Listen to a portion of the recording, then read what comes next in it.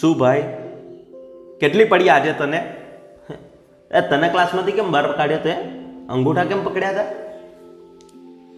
તે હોમવર્ક કર્યું છે કે પછી આજે એમ જ કહી દેવાનું છે કે મેમ હોમવર્ક તો સાચે કર્યું છે પણ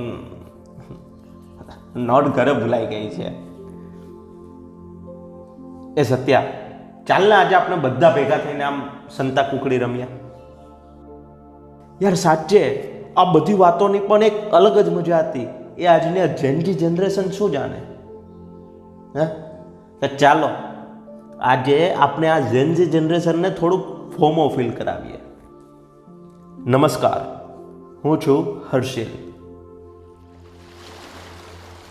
कहानियाँ exploring the world of fiction.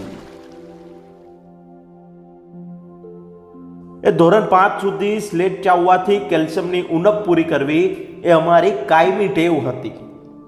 અને ભણવાનો તણાવ, અરે પેન્સિલનો પાછલો હિસ્સો ચાવી ચાવીને તણાવ મુક્ત થઈ જતા હતા. ને હા, કે ચોપડીઓની વચ્ચે વિદ્યાના ઝાડનું ડાળું અને મોરના પીછા મૂકીને અમે હોશિયાર થઈ જશું એવી અમારી દ્રઢ માન્યતા હતી. અને એ કાપડના થેલામાં ચોપડા ગોઠવવા એ અમારું આગવું કૌશલ્ય હતું. ચોપડા ગોઠવવા એ જ અમારા જમાનાનું હુનર મનાતું હતું. અને ચોપડાઓ ઉપર પૂઠા ચડાવવા એ અમારા જીવનનો વાર્ષિક ઉત્સવ હતો.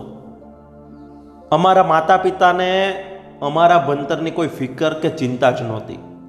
વર્ષોના વર્ષો વીતી જતા છતાં અમારા માતા પિતાના પાવન પગલાં ક્યારેય અમારી સ્કૂલ તરફ પડતા ન હતા. ને અમારા દોસ્તોય મજાના હતા. જ્યારે સાયકલ લઈને જતા હતા ત્યારે એકને દંડા પર અને બીજાને કેરિયર પર બેસાડતા.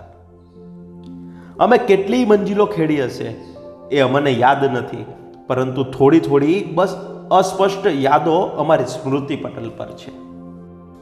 એ જમાનામાં ટેલિવિઝન નવા આવ્યા હતા કે કોઈકના ઘરે જ ટેલિવિઝન હતા. એ જોવા જઈએ તો ક્યારેક અમને કાઢી મૂકવામાં પણ આવતા હતા.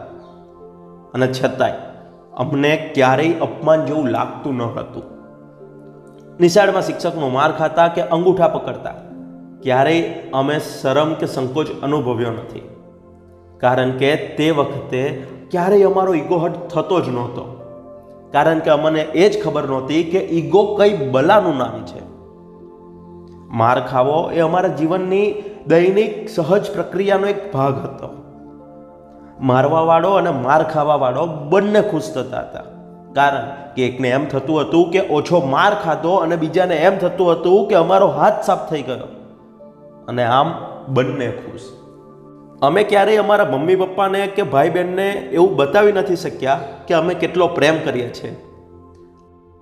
આજે અમે દુનિયાના ઉતાર ચઢાવનો એક ભાગ બની ગયા છીએ. અને અમે જે જીવન જીવીને આવ્યા છે તેની સામે હાલનું જીવન કંઈ જ નથી. અમે સારા હતા કે ખરાબ એ ખબર નથી, પણ અમારો પરિવાર અને અમારા મિત્રો એક સાથે હતા. એ જ વાતનું બસ મહત્વ હતું. અને એ જ આનંદ દિવસનો ભાથું આજે પણ અમારી ઇમ્યુનિટી વધારી આપે છે.